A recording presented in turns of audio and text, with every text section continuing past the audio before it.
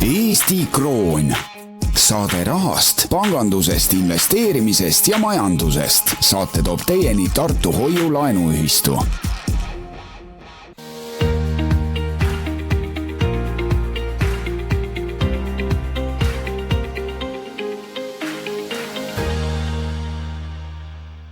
Tervitused kõikidele kuulajatele, kus on mul täna alles huvitav hääl, jah, siis annab kohe tunda, et tegelikult, et on kevad tulemas ja talv on ära minemas ja talve jooksul tuleb ikkagi ükskord ikka nagu natukene seda köha või nohu ikka külge saada ja nüüd saada annab tunda, aga teie kallid kuulajad olete kuulamas saadet Eesti Kroon, saade rahast, pangandusest, investeerimist ja majandusest ning saade toob teeni Tartu Hoiu-laenuühistu ning stuudios Andro Roos ja Maksim Aronovitš. Tervist, Andro! Tere!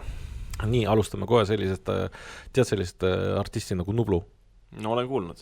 Ise ei kuula. Ise ei kuula, aga vaata, tal ühes laulus on siuke... Ei, tähendab, ma vahel ise ei kuula, ma pean täpsustama, ta ei ole minu maitse nagu, eks ole. Tead, mõni asi on niimoodi, et on siuke vastik asi, mõni toit on ka niimoodi päris vastik niimoodi, aga selle vastiku maitse pärast juba sööd nagu selle pärast, et vaata, Nublu on üks artist minu arust selline nagu, et spetsiaalsest ei kuula, aga kui kuulad, siis kuulad nagu siuksest haiglasest huvist. Et teada saada, mis maitsega on. Jah. No igatahes jaa, et tema ühes laulus on selline, ütleme siis selle lause lõik, et liigutada mägesi on vaja raha ja sulli ja kroone ja nulle ja siin koha peal siis küsiski sellist asja, et kui palju sina siis raha liigutad Hoiu-laenuühistust enda rahakottide vahel, sellepärast et miks ma küsin, sest et majandus- ja korruptsioonikuritegude ringkonna prokuratuur algatas omastamise paragrahvi alusel kriminaalasja pankrotistunud Hoiu-laenuühistu intuse tegevuse uurimiseks. Ja nagu välja tuleb, et seal nagu intuse inimesed ikka tõstsid seda rahakest paremale ja vasakule, nii kuidas endale mugavam on ju, ja millega siis seoses, ütleme, läks siis kogu see kadalipp käima, et jubedad peitsed tahetakse peale panna, et mis su seisukoht selle peale on? Noh, mitmed seisukohad, ütleme, üks seisukoht on nagu see, et ega tegelikult ilus ei ole pooleli olevast asjadest rääkida meedias nagu. Et ega sina ei tea neid asju, ei tea mina neid asju, ei tea enamik raadiokuulajaid, kes organites ei tööta või ise osalenud ei ole nendes tehingutes, nii et tegelikult me ei oska öelda nagu midagi selle asja kohta. Et alati tuleks juhustel juhtudel, ja ma ei räägi ainult sellest konkreetsest juhust, ma räägin nagu kõikidest taolist asjadest, tuleks alati kohtuotsused nagu ära oodata ja selle pinnal nagu vaadata. Teine asi on nagu see, et mis sa minu käest küsid seda. Et see on umbes samamoodi, nagu kui ma siin mingisugune osaühingu esindaja oleks, et mingisugust suvakast osaühingust nagu keegi midagi varastas või arvatakse, et varastas ja siis teine osaühingu juht peab nagu seda selgitama, et eks see intus on nagu ta on, et Tartu Hoiu-laenuühistu, kui tal mingit seost ei ole, Eesti Hoiu-laenuühistu liitu ta ei kuulunud ja ei oskagi nagu midagi kommenteerida, et siukene võõras mure ja kauge asi. Ja nagu ma olen korduvalt öelnud, kõik need Hoiu-laenuühistud, kes on tekkinud, no mitte kõik nüüd ütleme, aga väga palju need Hoiu-laenuühistud, mis on tekkinud, nad on oma mudelilt kopeerinud Tartu Hoiu-laenuühistut, on inimesi hullutanud, lollitanud ja tulemused on nüüd käes. Omad vitsad peksavad. Kes see käskis sinna viia? Nagu, see kõlab nii halvasti, et kopeerinud mudelid, hullutanud ja nagu sa oleksid ka hullutanud. Kopeerinud mudelid hullutanud selles mõttes, et Tartu Hoiu-laenuühistu tegutseb normaalselt, meil on normaalsed hoiusintressid, normaalsed laenuintressid. Ehk siis kahe jalaga maa peal, normaalne tegevus, on kinnisvara, on tootmist, on kõike nagu, eks ole, on ettevõtluse toetamist. Aga paljudele sellest ei piisa, eriti need, kes ihalevad suuri hoiusintresse ja vaata, eks mingile piirini on nagu normaalne, aga mingist piirist, kes üle pakub nagu, see muutubki nagu selliseks püramiidskeemiks ja seda ei pruugita suuta koos hoida ja kui ei suuda koos hoida, eks siis, ja võib-olla ei ole head kavatsused ka olnud, et võib-olla ongi algusest peale olnud eesmärk nagu välja võtta raha nagu, et mis siin muud öelda on nagu. Aga mina saan küll enda konto peale raha Tartu Hoiu-laenuühistust. Saan iga kuu palka. see on see, et mina ka, sest mitte päris iga kuu, aga kui võlakirjade intressid saabuvad, siis iga 3 kuu tagant midagi ikka tiksub. Et selle koha pealt veel kord tunnistan, et kõik toimib, kõik tiksub, kõik töötab. Ja, aga sellest asjast rääkides, et miks see mulle jälle nagu silma jäi, sest et seal jälle järjekordselt tuletati meelde, et septembris on Rahandusministeerium saatnud kooskõlastusringile selle hoiulaenuühistu seaduse muudatusega, millega tahetakse siis järk-järgult kontrollida ühistust, järk-järgult tõsta kontrolli ühistute ja hoiustamise võimaluste üle ja tagatakse, et oleks nagu ka tagatisfondi kaitse ja nii edasi, et ehk siis surutakse ikkagi seda peale, mille tõttu Põlva hoiulaenuühistu siis pillid kokku pakkis. Noh, eks ajakirjandus jah tuletab meelde, et ju seal on nagu kallutatud jõud, et vaata need Äripäeva artiklid on ja siin olnud ja niimoodi, et eks see mingi lainena tuleb. Aga hea uudisena ma pean ütlema seda, et kui me eelmine esmaspäev siit stuudio nagu ära lõpetasime, siis vist valitsus nagu kukkus, eks ole. Seda ja küll, et jälle üks valitsus üle elatud nagu ja nüüd tuleb uus valitsus ja kes kontrollib aega, see kontrollib kõike, nii et enne õhtut ei maksa õisata, aga 2029. aastani on veel pikk maa minna ju. Jah, aga need seadust ei ole vastu võetud, me ei ole vastu võidelnud, võitleme veel, kui vaja on ja vähemalt see valitsus on üle elatud, et vaatame, kas äkki rahandusminister muutub ja kõik nagu. Nii et nii ta on. Et see on, ütleme, selline venitamistaktikaga. Loodad, et saab võidule? Muidugi, alati saab, ega venitamist, vaata, meie aladel on nagu niimoodi, et kas võidule saab, seda teab issand jumal nagu taevas, aga fakt on nagu see, et eks 2014. aastast me kaevikusõda oleme pidanud ja väga tõsist sõda ikka 2021. või 2. aastast, nii et näed, oleme väga sitta valitsust üle elanud 2 aastat juba, et ja 3 valitsust on nagu selle aja jooksul tegelikult olnud. Nüüd tuleb 4, nii et see on juba omaette saavutus ausalt öeldes. No, sellest rääkides siis, mis sa arvad, et kui nüüd korraks siis sel teemalt nagu kõrvale põrgata sinna nii-öelda valitsussektori poole, et siis ikkagi raha jagamist, kui sellist seal oli, kuigi palju taheti teha ja et jah, pärast meie saadet kõik see asi kukkus kolinal kokku, et kas võib öelda, et me võime sinuga rahul olla, sest et me ju sinuga siin reaalses stuudios istusime ja võib avalikult öelda, et nõudsime nagu peade lendamist selle kobarkäki kohta, millega olid meretuulikud ja 2,6 miljardit euro jagamist, et kas võib öelda, et saime, mis tahtsime? Jah, tänu meile. Ja teine asi, mis ma sulle ütlen nagu ausalt, et kui ma vaatsin nagu seda, et Tartu hoiulaenuühistu maksis makse 60 000 eurot nüüd 10. märtsil. Ja siis umbes samal ajal, kui see valitsus kukkus, oligi vist sama päev, siis tuli uudis, et Svet ja Hartmann, mõlemad sotsialistid, eks ole, said lahkumishüvitusena 70 000. Ja siis ma hakkasin mõtlema, see on ju täiesti mõttetu Tartu hoiulaenuühistul maksta makse, kui need kuluvad ära ainult nagu 2 sotsi lahkumishüvitiste jaoks.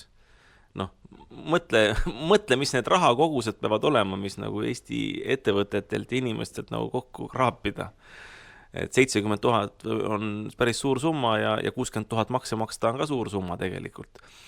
Et aga mõtle, mis summad peavad olema, et kokku kraapida seda ülikallist riigiaparaati ja miks ma seda nagu räägin, ma räägingi nagu seda sellepärast, et sa tõstad siit selle seaduseelnõu teema ja niimoodi, et siin justkui räägitakse ajakirjanduse vahendusel, et tahetakse inimesi kaitsta, et bla bla bla, mingid asjad. Mis kaitsmisest me nagu räägime, et kui lahkumishüvitistena tõmmatakse taskusse, raisatakse ära lihtsalt 60 000, eks ole, siis tegelikult need intuse teemad ja asjad, hea küll, vaat siin ongi nagu küsimus, et nagu ütleme, nagu netis need meemid nagu jagatakse, et väike poiss ütleb isale, et kuule, et ma olen otsustanud oma tulevikku siduda organiseeritud kuritegevusega, et mis sa arvad sellest isa? Isa lihtsalt popsutab piipu ja loeb lehte ja muuseas küsib, et aga erasektor või valitsussektor. noh, et ühesõnaga, et need, kes on pressinud ennast nagu sinna valitsussektorisse, et need panevad nagu ametlikult enda taskusse nagu tegelikult selliseid summasid, mida nad mitte mingil juhul ei peaks saama. Sest töö tulemusi ju ei ole, et see on väga lihtne, et kas on tulemust ei ole. Eesti on nagu alla käinud majanduslikult, noh, teised on lihtsalt nagu õnnetud, et on valinud nii-öelda selle kriminaalse tee, et seaduslikku alust pole, aga panevad ikka taskusse. Noh, ja siis üks kriminaalide sektor üritab nagu siis kaitsta või noh, kaitsmise sildi all nagu siis teha muutusi erakriminaalide sektorile ja siis ütleme, presenteerib seda, oi, kuidas me rahvast kaitseme ja oi, kuidas me teeme, aga tegelikult selle kattevarjus nagu hävitatakse rahvuslikku majandust.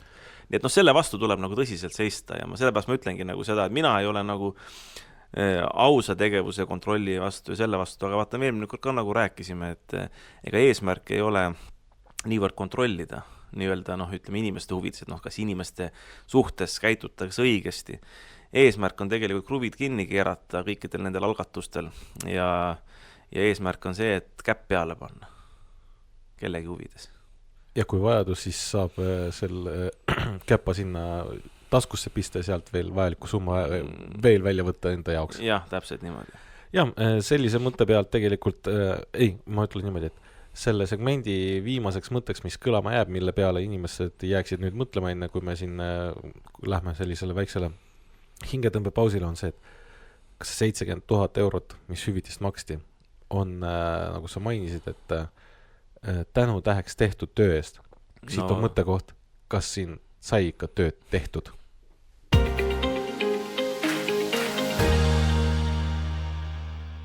Oleme saatega tagasi, saade on Eesti Kroon, saade rahast, pangandust, investeerimist ja majandust ning saate toob teinud Tartu Hoiu-laenuühistu.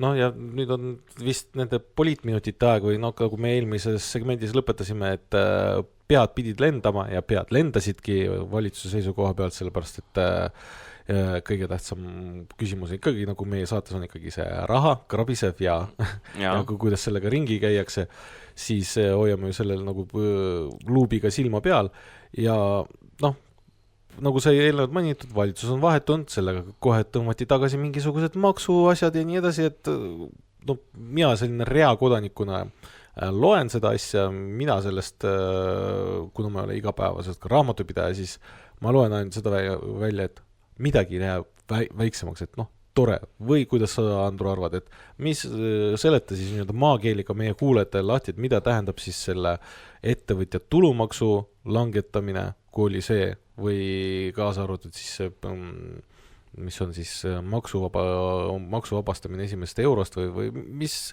need maksud, mis need tähendab, mis need tehakse? No ma arvan, et kõige olulisem on nagu see, et ettevõtte tulumaks tagasi tõmmatakse nagu.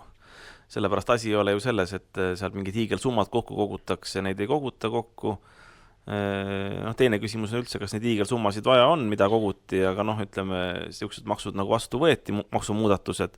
Aga ettevõtte tulumaksu negatiivne pool ongi just nimelt see, et see teeb raamatupidamise nagu keeruliseks, annab maksuhalduritele tööd ja annab ka erinevaid tõlgendamisvõimalusi. Noh, täna on sisuliselt ettevõtjal ikkagi suhtelist vabad käed, kui ta just päris, noh, ma ei tea, mingit abikaasas ekspesu ei pane nagu endal sinna kuludesse, et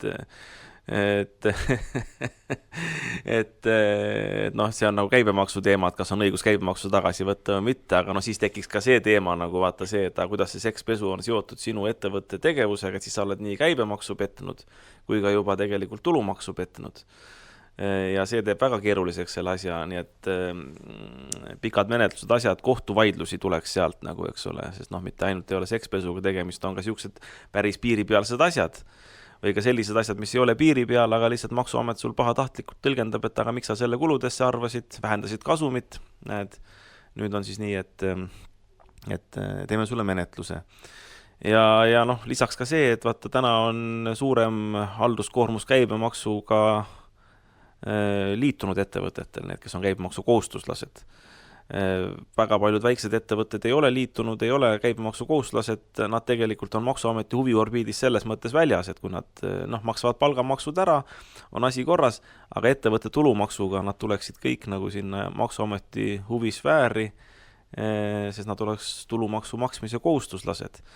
Ja noh, ütleme seal kisa oleks palju rohkem, villa sealt ei ole, et on segadust Ja selles mõttes on hea, et see maha võetakse, ma loodan seda, ega otsuseid ei ole veel ju tehtud, aga ma loodan, et see võetakse, nii et selles mõttes ei maksa nagu ilkuda, aga loomulikult see on nagu poliittehnoloogiline võte, et võib-olla oligi nii plaanitud, et näed, et võtame vastu siukse mõttetu maksu, mida nagu nii ellu ei vii, siis võtame tagasi, saame populaarsust, ajame nagu selle siis sotsiaaldemokraatide kaela, et siuke maks üldse kunagi kehtestati.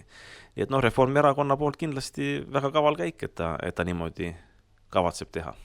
No ma ütleme niimoodi, et jah, see on võib-olla selline poliittaktikaline liigutus küll, aga ju me ei saa ikkagi mööda vaadata sellest, et sellele ikkagi on ka positiivne tulem on ikkagi see, et kui see langeb, on ju, et ma tegelikult võib-olla siin kohati natuke näitan ennast rohkem välja võhiklikumalt, kui tegelikult olen, siis ma ikkagi vaatan palju ka selliseid majanduslikke temaatilisi dokumentaale või siis nii-öelda klippe ja nii edasi, siis väga konkreetselt ongi, et selline läbiv joon on olnud, et kui on maksu langetamine, siis on ka tavaliselt olnud riigis ka selline maksulaekumise puhang, et on saadud kordades paremini seda maksulaekumist järje peale, kui on seda olnud, kui maksud on olnud kõrged.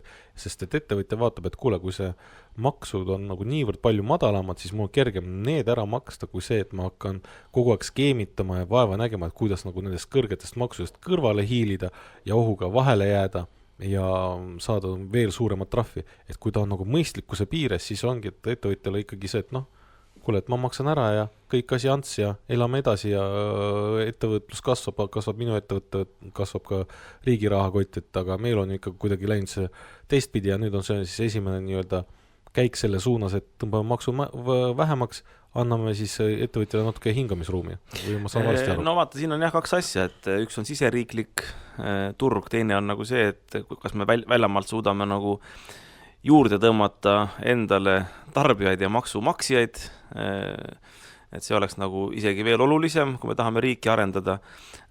Esimene punkt, ma suhtlesin hiljaaegu meie ühistu liikmest kontserdikorraldajaga. Ma nime vast ei hakka mainima, see ei ole tähtis. Ja tema tõi ka välja, et ega alati, kui ta kalkuleerib hooaega ja kalkuleerib, et mis pileti hind panna, nagu, eks ole. Seal tahavad ju artistid saada ja tuleb lava eest maksta ja ütleme, see koht, kus korraldatakse, tahab renti saada ja nii edasi. Loomulikult on mingisugust püsikulud, millest ei saa üle ega ümber, aga loomulikult on ka see, et kontserdi korraldaja tahab ju teenida kasumit. Riik ka tahab ju teenida ikkagi maksutulu, nagu, eks ole. Ja nüüd ongi nagu see küsimus, et temal alati, et kui ta kalkuleerib, et mis panna pileti hinnaks. Et kui ta paneb väga soodsa, siis tekib nagu seal nagu see, et võib-olla vaadatakse, et see on nagu viinaga, et kui viinal oleks väga soodne hind, et võib-olla see üldse nagu alkoholismi kaotaks ära, et paned nagu kallistele brändidele odava hinnast, ega tootmiskulu on nendel ju madal nagu, et siis mis ma ostan nagu, muidu ostan ikka Dom Perioni, aga kui ta 5 eurot pudel maksaks nagu, et siis ei kõlba nagu juua, et siis parem üldse ei joo, eks ole. Et eks kontserdite ja paljude asjadega on ka nagu see, et muidu ma olen isegi oma kohvikus nagu näinud, et vist esimesel päeval, kui ma selle üle võtsin ise nagu otse hallata nagu, et üks tuli, vaatasid, et nii odav, ütles, et see on midagi kahtlast, läks minema. Et see on oht odavatel asjadel alati. Kuigi odav võib ka asi olla sellepärast, et ongi odav lihtsalt ja aus värk.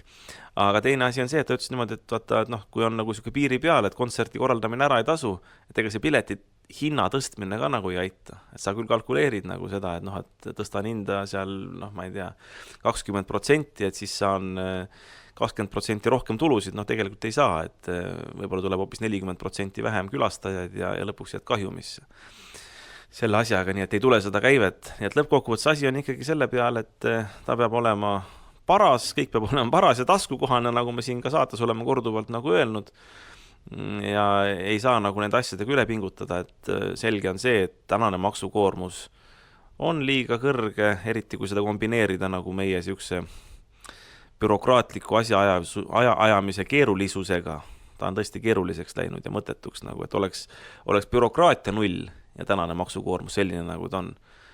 Ettevõtjad on leidlikud, elavad üle selle asja, tuleks ka siis maksulaekumisi. Aga siin ongi kaks hooba, et maksutase peab olema normaalne ja tegelikult bürokraatia tase peab olema mõistusepärane. et kõike ei ole mõtet riigil kontrollida, isegi kui sulle tundub seda, et ametnikuna või poliitikuna, et see peaks sinu kontrolli all olema, sa ei suuda seda teha lihtsalt. Niimoodi ta on ja elu elab oma elu, et ma pean ütlema sulle seda, et isegi mina, kui ma mingisuguseid otsuseid allkirjastan nagu ühistutöös, et mu isiklik seisukoht mõnedes küsimustes võib-olla on hoopis teine, aga tead, elu surub nagu peale, et sa ei saa kõiki asju niimoodi läbi suruda, nagu sa ise arvad, isegi kui sul on poliitiline võim seda teha. Poliitiline võim seda läbi suruda, sa ei saa seda teha, sa pead arvestama ka nagu konjunktuuri ja pead arvestama nagu sellega, mis su ümber nagu toimub ja mis on mõistlik. Ja siit me jõuame nagu rahvusvahelise, ütleme, koostööni ja selleni, et mis asi see riik üldse on. Vaata, meie oleme oma konkurentsieelised Eesti riigina maha mänginud. Me oleme ookeanilaevastiku ära andnud. See oli väga oluline asi, sellepärast, et selle üle Euroopa Liidus võideldaks. Näiteks Saksamaal ei ole ookeanipüügi kvooti. Kuna ta kaotas teise maailmasõda, neid kvoote jagati pärast teist maailmasõda riikide vahel. Saksamaa ei olnud sel hetkel riik, ta oli Ameerika nii-öelda protektoraat. Nõukogude Liit oli riik, meie olime Nõukogude Liidu osa ja kui Eesti sai iseseisvaks 90ndate alguses, siis Nõukogude Liidu osana meile kuulus ookeanipüügi õigus. Teate ju isegi, et seal on vaidlused Gröönimaaga, miks Gröönimaa välja astus ja Islandi ja kõik, et miks Island ei ole Euroopa Liidu liige. See ongi, vaidlused käivad ookeanipüügi õiguste üle, see on väga suur ressurss. Selle Eesti andis koos ookeanilaevastikuga vabatahtlikult ära. No ma olen rääkinud merepiiri kokkutõmbamisest, me lasime Nord Stream 1-2 teha ilma selleta, et Venemaa või Saksamaa meile obrokit maksaks või odavat gaasi annaks, odavat naftat. No me oleme ka piiri läbirääkimistel käest ära andnud, kunagi kätte võidetud, ütleme, Narva jõe hüdroelektri kõik õigused nagu, eks ole, sellele. Sest Venemaaga rahuleping nägi ette seda, et me jagame Venemaaga neid ja küsimus ei ole isegi mitte territooriumites, küsimus on nagu selles, et seda teemat ei ole üldse nagu tõstatatudki ja energiakriisis me oleme, et energiat me vajaksime, see on üks Eesti ainukesi jõgesid, kus hüdroelektrit toota saaks, aga näed, Eestile ei kuku sealt kopikatki. Ja me võime jätkata seda loetelu päris pikalt. Mis meie konkurentsieelis veel oli 90. algus oli see, et nüüd jõuamegi maksude juurde ja aktsiiside juurde ja tööjõukulude juurde. Et oli odav tööjõud, et siin oli odav toota, rahvusvahelised ettevõtted tulid siia, loomulikult kasumi võtsid endale, aga eestlased said tööd ja leiba ja osa kasumist kukkus siia ka tagasi. Juba tänu sellele, vaata üks konkurentsieelis, Eesti kroon. Isegi kui väliskapitalist siia tuli, tal oli põhimõtteliselt vaja enne kasumi väljavõtmist see kasum vahetada Eesti kroonidest eurodesse või dollaritesse ja sealt Eesti keskpangal ikka midagi kukkus. Selle me kaotasime ka ära, et nüüd on ainult eurod, nüüd võid kasumit siit sisuliselt ilma Eesti riigile midagi kukutamata välja viia. Odav tööjõud, soomlased ei käi enam viina ostmas, me käime ise Lätis hoopis, teinekord viina ja õlut ostmas ja suitsu ostmas ja nii edasi. Nii et vaata, kui ma selle jutuga tahan jõuda, et meil sükst looduslikke konkurentsieelisid enam ei ole, et fosforiiti võiks kaevandada, aga see pööraks Eesti nagu tagurpidi ja Eestile ei kukuks siit midagi, Eesti jääks vaesemaks, välismaa onu saaks kasumi nagu, eks ole, nii et see ei ole meie rahva huvides. Meretuuleparke võib ka teha väliskapitalisti huvides või maismaatuuleparke väga suuri. Jällegi, see Eesti elu keerab nagu pekki, elektrihinnad teeb lõpuks ikkagi kalliks ja mitte ainult sellepärast, et see tuulikuid toodetakse. Samamoodi kui 2,6 miljardit või mingisugust toetust eest rajada põlevkivi elektri või tuumaelektrijaama, see on täpselt sama mõttetu nagu. Eesti elu keeratakse pekki, energiahinnad kasvavad, aga välismaa onu saab rikkaks. Nii et ühesõnaga, vaata, nüüd tuleb see point, et meie rahvuslik ressurss või rikkus täna, millega me saame mängida, ja mitte isegi mängida, mida me saame oma huvides, oma rahva huvides ära kasutada ja eestlaste kasuks pöörata, on meie maksusüsteem ja bürokraatlik korraldus. See tähendab seda, et maksud tuleb panna hästi madalaks. Riigid konkureerivad ka omavahel ju maksudes. Kogu Euroopa Liit on tegelikult täna bürokraatia kütkes ja kõrgete maksude kütkes. Kui Eesti kehtestaks ka Euroopa Liidu tingimustes, ütleme, kõige madalamad käibemaksumäärad, kõige madalamad tulumaksumäärad, mis on lubatud kehtestada, siis me koguksime siia väga palju rahvusvaheliste ettevõtete tegevust, peakontoreid, ka tootmistegevust, saaks inimestele tööd, kui tööjõumaksud tõmmata madalaks, tuleksid siia rahvusvahelised tehased, nad hakkaks midagi tootma, noh, hea oleks ka tõmmata ikkagi paralleelvaluutana kasutusel uuesti Eesti kroon, ma ei ütle, et eurot peab ära viskama, olekski paralleelvaluuta, siis me saaks põhimõtteliselt ka osa nende tootmisettevõtete kasumist Eesti riigieelarvesse ja selle kaudu vähendada kohalike inimeste jaoks maksusid, näiteks võtta ära maamaksud, automaksu, kõik siuksed asjad ja saaksime Eesti inimeste elu paremaks teha. Nii et põhimõtteliselt maksukonkurents on nagu see küsimus. Eesti ainukene järele jäänud rahvuslik rikkus tänasel päeval. Võib-olla tulevikus on võimalik uuesti tagasi saada, kas või ookeanipüügi õigust, mis iganes. No sellest me ei räägi, see on omaette teema. Aga täna alles jäänud rahvuslik rikkus meil on meie seadusandlus. Me saame maksud keerata madalaks, et selle kaudu meelitada rahvusvahelist kapitali siia ja seda oma Eesti inimeste huvides nagu tööle panna.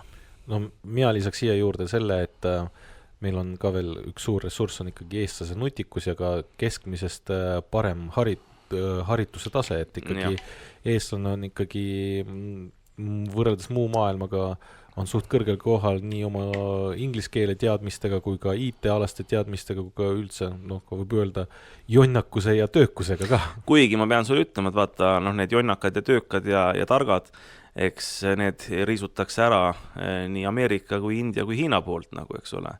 Ja kuna meie sündivus on hästi madal ja rahvaarv on väikene, siis kui meilt läheb ära näiteks 10 või 100 geeniust, see on meile rahvuslik katastroof. Kui Hiinast Ameerika näiteks tõmbab ära 10 või 100 või ka 1000 geeniust, see ei ole Hiinale midagi, sest Hiinal on nii suur rahvamass, et ta leiab sealt 1000 geeniust tasemele. Nii et vaata, see on ka rahvusvaheline küsimus ja konkurentsi küsimus, et kuidas nagu säilitada nagu seda, et need helged pead meie juurest ära ei lähe. Aga selle jaoks Eesti tegelikult ei tee täna midagi, et oma inimesi nagu hoida. No jah, et siin ongi, tulebki hoida sellised, nagu sa ütlesid, et kui on tekkivad siia suurettevõtted ja hea maksukeskkond, siis miks peaks see nutikam siis ära minema, on ju? No ja vaata, siin me jõuame ka bürokraatiani, et näiteks mitte, et ma nüüd ennast nii nutikaks peaksin, aga ma ikkagi keskmisest nutikam olen ja ma arvan, et sina oled ka ju keskmisest nagu nutikam ja vast meie saadet kuulavad ka ikkagi keskmisest nutikamad inimesed ja väga paljud neist ja meist tunnetavad ju seda, et meile tehakse Eestis liiga tegelikult, et meie talenti ei kasutata ära sellisel määral ja et meil ei lasta kasutada, õigemini nii öelda, et meil ei lasta kasutada ära meie talenti sellisel määral, mis maksimeeriks meie ütleme, eneseväljendus soovi ja maksimeeriks ka riigi või rahva tulu nagu sellest, mida me saaksime nagu anda. Mina näiteks isiklikult tunnen küll, et ma tegelikult võiksin palju rohkem teha, aga näiteks ma olen väga palju kammitsetud sellega, et ma Finantsinspektsioonile teen mitmesuguseid aruandeid. Meil on ju mingisugune 4, 5 või 6 sise- ja välisaudiitori raportit vaja aastas teha. Ja kogu aeg mingi kirjavahetust pidada nagu siukeste mõttetutel teemadel, uued regulatsioonid tuleb peale, mis ei ole nagu inimeste kaitsmisega mitte mingisugust pistmist. Võtame, see on üks valdkond. Võtame ükskõik teised tegevusvaldkonnad, mis seal on, kas või ehitusvaidlused, asjad.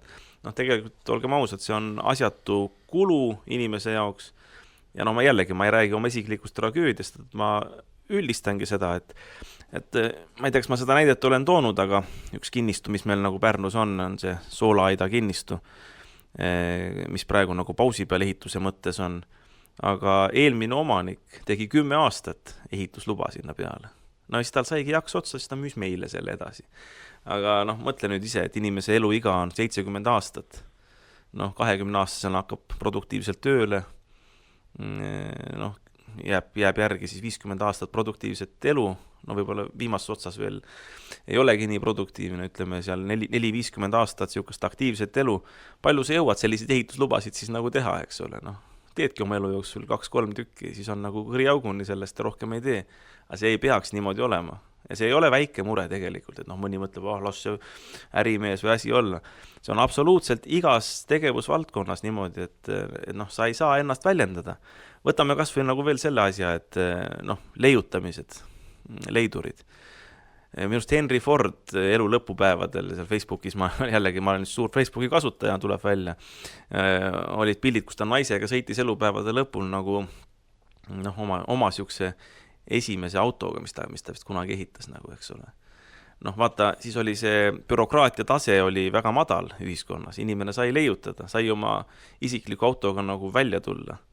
aga nüüd ma ei usu, et Eestis on vähe neid inimesi, kes oma garaažis on võimelised kokku panema käepäraste vahenditega sõiduriista. Ainuke asi on selles, et nad ei või sellega tänavale tulla. Tegelikult nad ju võiksid, vaata, eks ole. Tuleks tänavale, mulle meenub 20...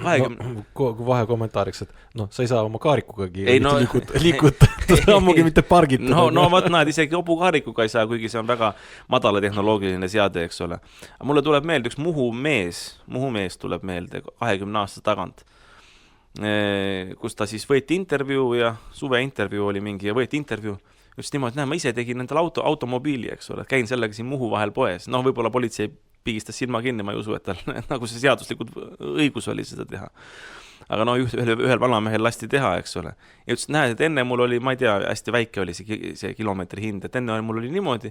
Aga näed, nüüd panin oma käepäraste vahendite koduhoovi väikse tuuliku püsti, laen sealt oma autot, eks ole. Siis oli sel ajal Eestis ei olnud mingit juttu, et elektriautost kuskil laaditakse või laadimispunktid. Näed, vanamees pani ise tuuliku püsti, tegi ise laadimispunkti, tegi ise auto, laadis seda, ütles, nüüd ma käin tasuta poes nagu, eks ole. Aga tegelikult sellist asja just ongi vaja, sellist leidlikkust ja leidurlust nagu soosida Eestis ja väga paljud inimesed tegelikult on kammitsetud selles. Ja, ega ma ütlen ka ausalt, et ideid on endalgi tekkinud, mis valdkonnas võiks nagu kaasa teha või siis ütleme, kus kätt proovida, aga kui nad teada, et see bürokraatia kadalipp on niivõrd suur ees, siis löödki käega, et kuule, ei viitsi, et võtamegi enne, kui me sinna järgmisesse segmenti lähemegi siin kohvikuga plaan B on ju, siis mine sa tea, äkki minu sees istub geniaalne kõrtsmik on ju. Tahaks enda kõrtsu avada, baari pidada või midagi siukest, teenida raha, pakkuda inimestele süüa juua, maksta makse ja nii edasi ja kõik tunduks hea. Aga kuna karda, et kui palju seda paberimäärimist on, kui palju seda enne mingid lubasi ja nii edasi, jääb ta sinna paika, et olen raadiomees edasi. Või siis tuleb mõte, et tahad kuskil mingi majutusasutuse avada, et kuule, et vaatad, kohal potentsiaali on, et paneks sinna majutusasutuse püsti, meelitaks turiste ligi, korraldaks kohaliku elu üritusi ja jälle liiga palju bürokraatiat, jälle see paberaja korda, too paberaja korda, seda paberit, ei viitsi. Jään oma ikkagi püsivale töökoha peale paika, me jõuamegi, isegi võib-olla mingil määral võib isegi öelda seda, et ka meie siin samas raadiojaamas, kus me seda saadet salvestamegi, see raadiol oleks ka võimalus laieneda suuremaks ja laiemaks, aga kuna sageduskonkursid, jälle paberi ajamist ja nii edasi, olemegi siin oma ringkonnas, oleme juba nime kinnitanud, jäämegi siia, et ei hakka kaugemale trügima, sest et seal läheb jällegi väga suureks trügimiseks ja bürokraatiaks, et ja raha ka sellega seotud. Täpselt. Ja ma ütlen sulle, et näiteks vaata, mida Tartus annaks kohe esimesest päevast peale ära teha, kui korralik uus linnavalitsus teha ja kui mina võiksin linnapea näiteks olla, minu arvates avalik ruum võiks olla vabalt kättesaadav kõikidele ettevõtlusideedele. Tahavad koolipoisid näiteks tulla ja kuhugile laiemasse kohta, kus on kõnnitee, püsti panna oma putka, et kas või müüa nätsu sealt või lilli või mida iganes, oma aia lilli või oma aia tomateid või mis iganes. See ei peaks olema seotud üüratu bürokraatiaga, see peaks olema avaldus, et loomulikult igaüks päris parki püsti panna ei või, eks ole. Aga see peaks olema ikkagi mingisugust üldpõhimõtted, et me tolereerime tänavakaubandust, kes ees see mees, see tuleb ja teeb, seal ei peaks olema mingisugust erilisi tasusid nagu selle eest. Loomulikult väga hästi hakkab minema, et see miljonäriks saad, et see on nagu teine asi. Aga kas või see, et minu tütar näiteks, kui ta oli 5-aastane, ta läks Elva poe ette lihtsalt vana Konsumi, et pani lauakese välja, tal oli huvi nagu müüa, vaata kõiki neid asju ja laatadel osaleda ja niimoodi ja ega me seal mingit formulaari asju ei täitnud, et ta lihtsalt läks. Seda tolereeriti, oleks ta muidugi suuremaks seda äri ajanud, siis oleks tal tulnud riigiametitega pistmist õigemini minul nagu, eks ole. Aga suuremaks ta ei ajanudki sellepärast ja sellega tapeti ka huvi ära, et vaata, ühiskond ei toeta nagu seda sellist asja, et see tulebki teha tasa, et vaata, et sa midagi suuremaks ja. Aga mina mäletan näiteks seda, kui ma olin 2. või 3. klassi poiss, tänapäeval muidugi seda ei tolereeritakse, tuletärje väljapääsu juures koolis esimesel korrusel. Tuletärje väljapääsu oli muidugi kinni pandud, aga oli putka püsti pandud. Putka, lett välja, müüdi nätsu, kommi, kõiki asja, need olid oma 11-12 klassi poisid ja tüdrukud, kes seda korraldasid ja vahetundide ajal järjekord lookles 1.–3. korruseni. Vaat nii palju oli kliente, nii et räägi veel, et Eesti siseturg on väike, tegelikult ei ole väike, kui bürokraatlikud piirangud maha võtta. Ja ma mäletan ise ennast, meil oli maasikat suve ajal oli hästi palju ja tõusin varakult üles väikse poisina, mingi 10-9-10 aastane. Korjasin ära, vaatasin, et liiga palju tuli maasika, mis ülejäägiga teha, isa emaga ei jõua kõike ära süüa. Kell oli veel vähe, umbes 7 hommikul, 6 tõusin, läksin kohe korjama, 7 hommikul, vaatasin maha, näed, turg avatakse. Sõitsime autoga turule, turumaksu loomulikult ei maksnud, sest tahtsime kiiresti lahti saada. Panime normaalse hinnamaasikatel, ei tahtnud mingid hiigelkasumeid saada. Võtsin, olin kuskil leti nuka peal, müüsin poole tunniga ära, need maasikad osteti kiiresti ära, sest turu peal oli meeletult inimesi ja kella 8 olime juba kodus ja sõime hommikust, nii et nii ilus oli, natuke oli raha teenitud ja maasikad korjatud ja hea oli ka tunne sellest, et teised juba sõid meie maasikaid.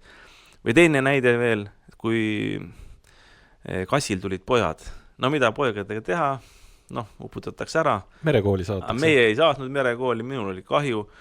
Läksin jälle Pärnu turule, meeletu rahvamass käis läbi, kõik ostsid, müüsid, see oli nagu, ma ei sihukest asja kujuta, nagu tänased inimesed ettegi nagu. Vaatasin, üks mutt kõrval müüb, natuke suuremaid kassipoegasid, 1 kroon oli tükk. Ma ütlesin, mina ei viitsi küll passida, mina tahan kiiresti lahti saada. Mina panin oma 5 kassipojale hinnaks kõige madalama, mis oli võimalik 5 senti, sest 5 senti oli kõige väiksem, 5 Eesti senti. Ja tead, mul oli, ma ei liialda, mul oli see 2 või 3 minutiga müüdud. Mul tekkis järjekord ja mul osteti kõik need ära ja täitsa ime nagu selles mõttes, aga osteti kõik ära. Vot, et hind määrab, on üks asi, teine asi määrab. Ja teine turg, et turul oleks mahtu ja suurust. Ma kujutan ette, et täna ma isegi kui ma 5 euro sendiga müüksin need kassipoegsed Tartu turu peal. Ma passiks ja külmetaks seal terve päev ja keegi mul neid ära ei ostaks. Alguses on see, et turule kauplemiseks on ka vaja pikk bürokraatia kadaliplädne läbi saada, enne kui seal oma... Esimene klient oleks politsei onu, kes mulle trahvi teeks. Tõenäoliselt. Teeme aga siin ühe kiire pausi ja siis oleme tagasi saatega Eesti Kroon.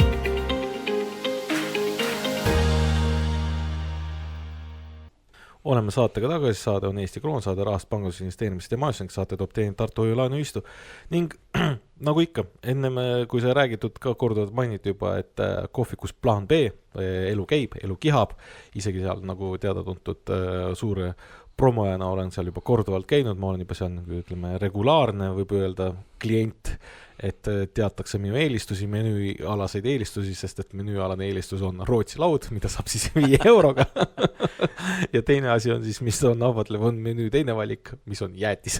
Ja jäätis on see, mis minu tütrekesele meeldib sealt võtta. Ja aga seal peale selle, et saab kõhu täis ja jäätise söödud, toimub ka erinevaid üritusi ja oli just siin hiljuti järjekordne Nursipalu üritus ära ja on tulemas mitmeid üritusi veel, et Andro, et sinu soolo on ka vest seal tulemas. Jaa, et ma olen nagu Keiser Nero, et ikka enda hääle kõla meeldib väga ja sellepärast ei saa sellest üle ja ümber, et ma 21. märtsil, reedelsel päeval, sel reedel teen siis õhtul kell 6 sihukese etteaste ja Toomas Paur tuleb ka minuga, tema tuleb küsijana ja öelda, et mina olen siis nagu vastaja, et proovime nagu sellist formaati ka rakendada, et annan enda nagu siukseks katsejäneseks, et kui hästi välja tuleb, rahvale meeldib, siis tuleb teisi ettekandjaid ka nagu tulevikus. Et oleme siin juba rääkinud, näiteks Märt Põder on nõusoleku andnud, et loksutame temaga paika, et e-valimiste teemal me tahame teha e-valimistes sellised workshopid või töötoad, kus tegelikult jagame ka rahvale ülesanded kätte, kes ise tahab võtta nagu neid, et mida igaüks saab ära teha, et e-valimised muuta turvalisemaks või kui turvalisemaks teha, kuidas need tulevikus ära lõpetada. Et ühesõnaga sellise workshopi tahame teha, aga see jääb nagu tulevikuks, võib-olla siis aprilli algusesse, aga selle reedel jah, 21. märts. Mis sa arvad, mis teema võiks olla?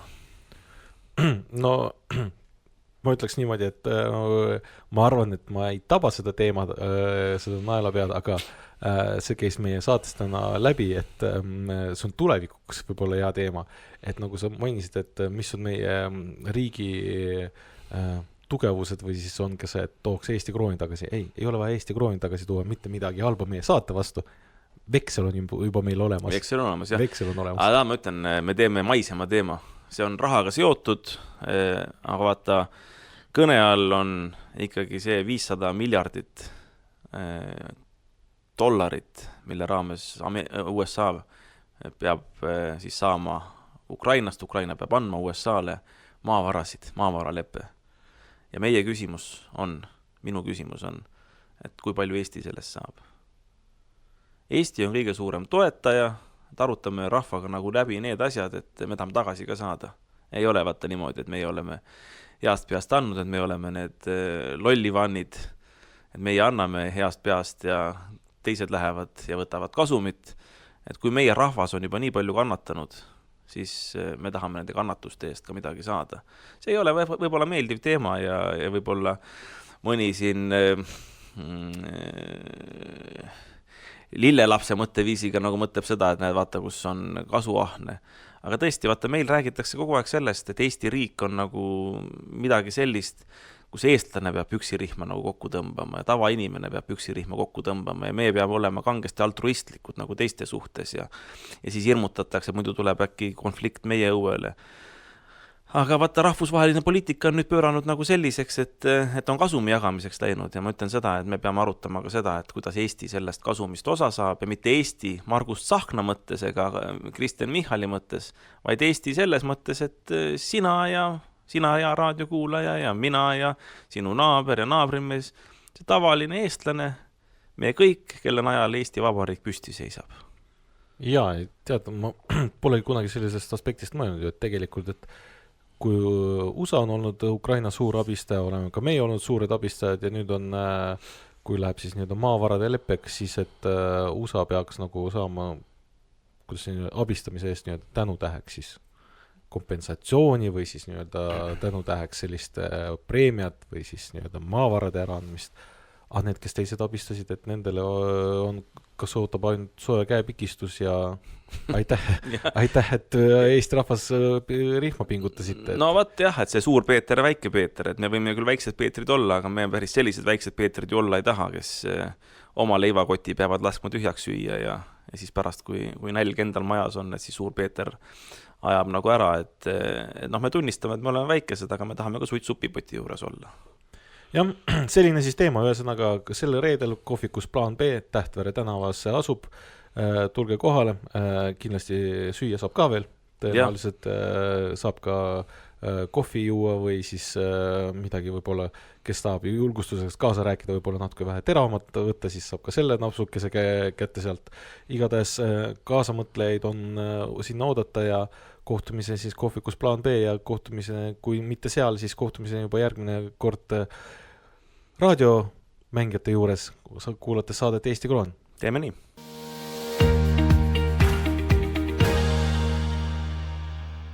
Eesti Kroon. Saade rahast, pangandusest, investeerimisest ja majandusest. Saate toob teieni Tartu Hoiu-laenuühistu.